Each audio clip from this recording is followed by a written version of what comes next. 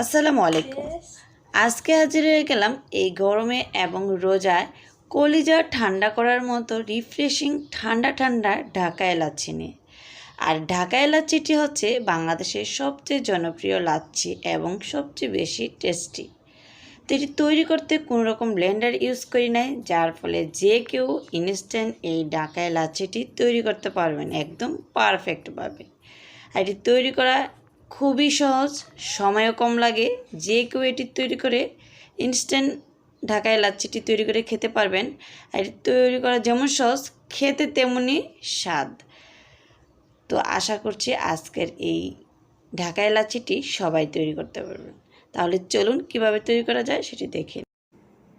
লাচ্ছি তৈরির জন্য প্রথমে নিয়েছি বরফের টুকরো, আর এখানে 2 কাপ বরফের টুকরো রয়েছে। লাচ্ছি তো অবশ্যই বরফ দিতে হবে।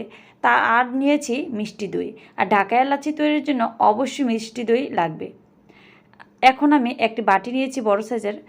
আজকে আমি ব্লেন্ডার ছাড়াই লাচ্ছি তৈরি করে দেখাবো, যাতে করে যে কেউ সবাই বাসায় তৈরি করতে পারবেন। এখন বরফের টুকরোগুলো কিছুটা নিয়ে নিচ্ছি, আর আমি সবগুলোই দিব, তবে দাপে দাপে দিব। এখন আমি যে কাপ দই নিয়েছিলাম সেটি নিয়ে নিচ্ছি, আর এই কাপ দইটি মাত্র 20 মিনিটের চুলায় তৈরি করেছি।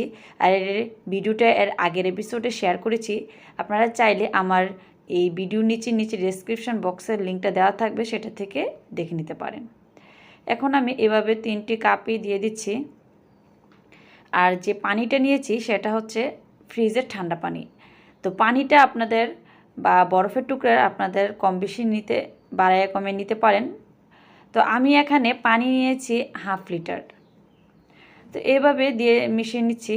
এখন দিয়ে দিচ্ছি চিনিটাও 1/2 কাপ চিনি নিয়েছি। যেহেতু আমার মিষ্টি দই, তাই চিনিটা মিষ্টি খাওয়ার উপর ডিপেন্ড করেই দিবেন, যতটুকু প্রয়োজন ততটুকু দিবেন। এভাবে সব কিছু দিয়ে আর একটু পর পর বরফের টুকরোও দিয়ে দিচ্ছি, দিয়ে একটা হ্যান্ড উইক্স দিয়ে এভাবে ঘুরিয়ে ঘুরিয়ে মিশিয়ে নিচ্ছি। আর এইভাবে ঘুরিয়ে ঘুরিয়ে মিশালে আপনার সুন্দরভাবে মিশবে, প্লাস হচ্ছে উপরে যে ফোমের মতো একটা তৈরি হবে।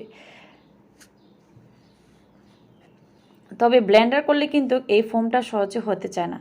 তা আপনারা চাইলে ঢাল ঘুটনি দিয়েও এই কাজটি করতে পারেন, কারণ ঢাকায় লাচ্ছি কিন্তু ঢাল ঘুটনি বা যে কোনো ঘুটনি দিয়ে ঘুটে নেয়। তো আপনারা চাইলে এভাবে ঘুটে করতে পারেন, সেক্ষেত্রে কাজটি সহজে হয়ে যায় আর লাচ্ছিটাও পারফেক্ট হয়, দেখতে খুবই সুন্দর হয়, উপরটা ফোমে থাকে কিছুটা। দেখুন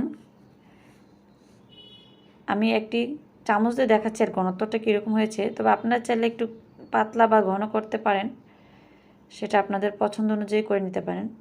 এখন আমি একটি জগে নিয়ে নিচ্ছি।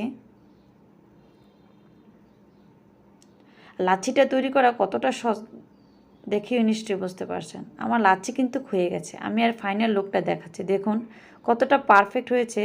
আর ঢাকায় লাচ্ছি কিন্তু বা রেস্টুরেন্টে যখন যাবেন তখন লাচ্ছির উপরে কিন্তু এরকম ফোম থাকবে, তখন কিন্তু লাচ্ছিটাও দেখতে সুন্দর লাগবে আর খেতেও খুবই টেস্ট হবে।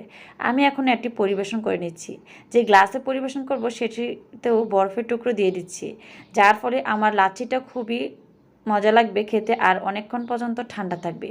আর বরফের টুকরো কিন্তু একটু বেশি দিবেন, কারণ হচ্ছে লাচ্ছি কিন্তু ঠান্ডা ঠান্ডাই মজা। তো এইভাবে ঢেলে নিচ্ছি। তো আশা করছি এই সহজ ঢাকায় লাচ্ছিটি সবাই তৈরি করতে পারবেন। আর আজকের এই লাচ্ছি রেসিপিটি কেমন লেগেছে অবশ্যই কমেন্টসের মাধ্যমে জানাবেন। আর রেসিপিটি ভালো লাগলে লাইক, কমেন্টস এবং শেয়ার করে রাখবেন। আর চাইলে আপনারা আমার ফেসবুক গ্রুপে জয়েন হতে পারেন, সেখানেও এই লাচ্ছি তৈরি করে পিক দিতে পারেন। এভাবে সাজিয়ে নিচ্ছি। বাচ্চারা কিন্তু এই লাচ্ছিটি খেতে খুব এনজয় করে। তো সব ভালো থাকবেন। আর আমার চ্যানেলে যারা এখনও নতুন, তারা চ্যানেলটিকে অবশ্যই সাবস্ক্রাইব করে আমার পাশে থাকবেন। আর যারা অলরেডি সাবস্ক্রাইব করেছেন তারা একটি লাইক দিয়ে রাখবেন। দেখুন বাচ্চারা কি মজা করে খায়। তো এভাবে তৈরি করে নেবেন সহজ একটি প্রাণ জুড়ানো এবং কলিজা ঠান্ডা হওয়ার মতো লাচ্ছি। এই লাচ্ছিটি একবার খাবে তার শুধু বারবার খেতে মন চাবে। সব ভালো থাকবেন, সুস্থ থাকবেন। আল্লাহ হাফেজ।